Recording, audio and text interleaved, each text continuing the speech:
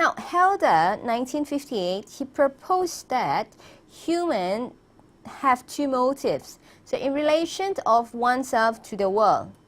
The first one is the need to form understanding of the environment.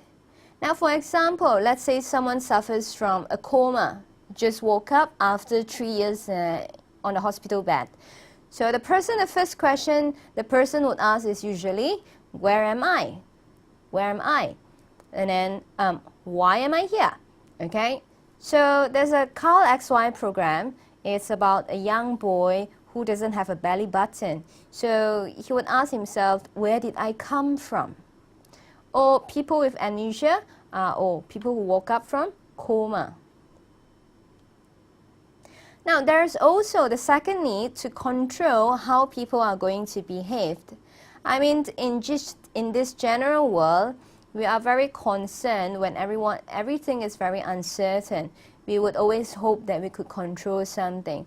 We could control our time, we could control our actions or behavior, that hopefully things happen because of our own action in terms of achievement or success. Now, we want to control the situation. Why? Because generally humans are very anxious or about when we know nothing. So when we know something and we could somehow control it, hereby control is not really grabbing something on, but control in terms you know what's happening. So you feel safe, you feel more comfortable. Like a parent would usually ask the child, where are you right now? What are you doing right now? Who are you with? So they wanted to know. It's not because they want to control. It's to them, somehow they can control the situation so that they are not that too anxious or too worried about your whereabouts. Now, these are the 7 main theories that are available about attribution. OUM is just going to focus on 2 of them. So the 7 here are Heider's theory of naive psychology. The second one, Jones and Davis, 1965, theory of correspondent inference. The third one, Kelley's 1967, covariation model. Schacher's 1964, theory of emotional liability. BAM's theory of self-perception. Weiner's attribution theory, or the Scham, Houston, and Jasper's intergroup perspective. Now, today we are just going to focus on the second and the third one. Whereas number 1, 4, 5, 6, and 7, I hope that if you have the time, take some time to look through the books or surf up in the internet and just get the idea what is naive psychology is all about, what is theory of emotional liability all about. It really helps you to understand. I mean, it may not, gonna increase your mark in your final exam, but it's actually good for yourself to understand these theories. Now, at the side of the name, you realize there is a year. So what does that mean? For Heider's 1958, what does it mean? It means in 1958, Heider's wrote a theory of naive psychology. He published this one. This is not the year when he was born or when he was died. Now, theories of attribution, the 2 main ones, it's the covariation theory and the correspondent inference theory.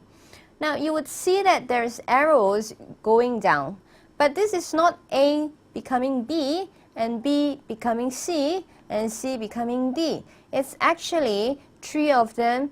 Let's say covariation theory.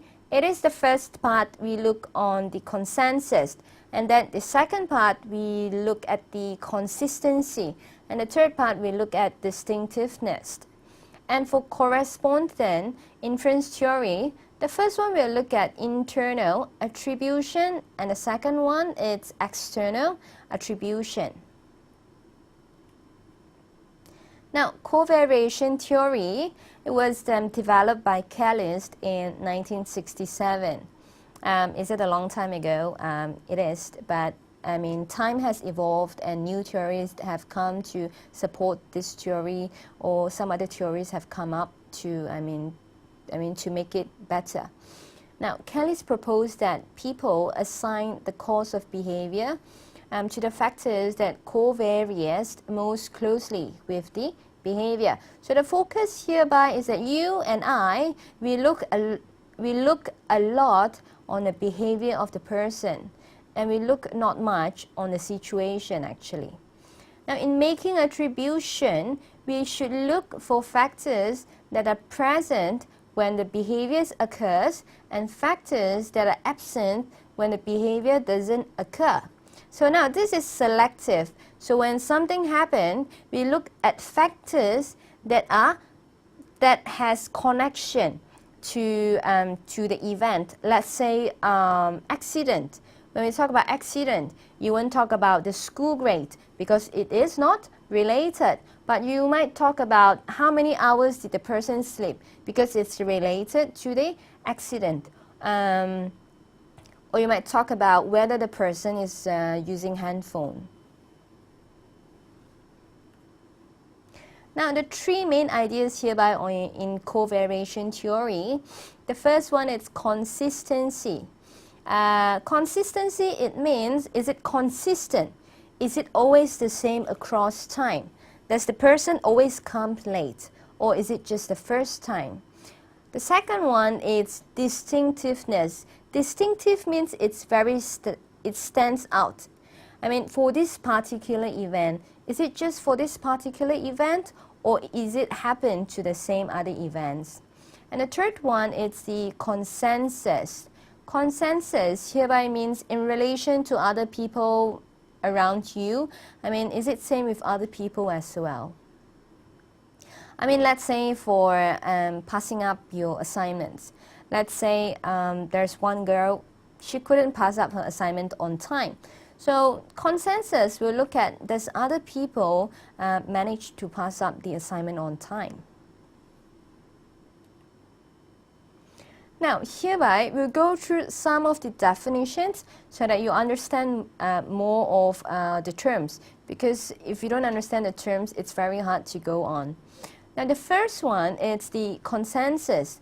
Consensus means determining whether other people engage in the same behavior or in the same situation. Does other people engage the same behavior, portrays or exhibit the behavior that you portrayed? The second one is the consistency, determining whether the person engage in this behavior every time he or she is in a particular situation. Is it consistent? Does it happen just today, or does it happen every time? Next one is the distinctiveness.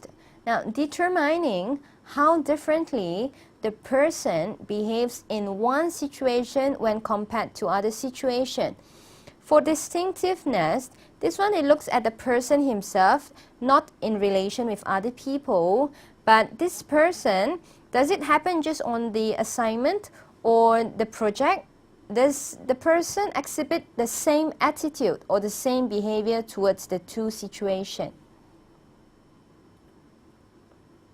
Now, there are three dimensions that we can look on. The first one, the consensus. The second one, the consistency. And the third one is the distinctiveness. So the first one, consensus.